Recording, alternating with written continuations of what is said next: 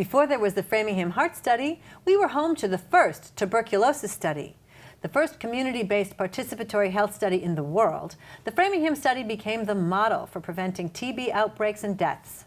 The Framingham History Center highlighted this important piece of our community health story with a special program on March 24th, World TB Day.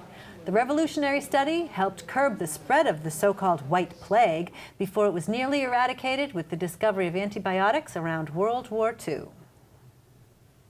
We have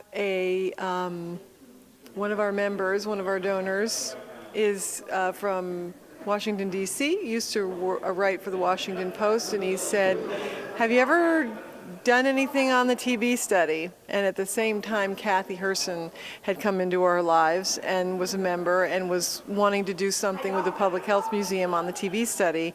So when things like that come together, it's like it's a little bell that goes off in your head, and it's like, okay, what do we have on the TB study? And we had so much more than I thought. And I have to say, on the way over here tonight, I was so thankful to the many people that have been saving all this incredible stuff that we have in this museum and this history center, so that we can go back and people like Kathy can go and create this wonderful program.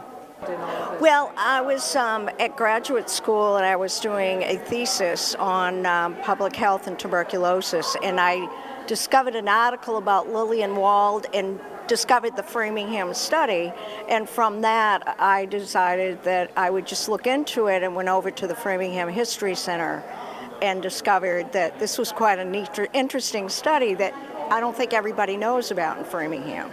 And it's what introduced, and it's the reason Framingham got the heart study.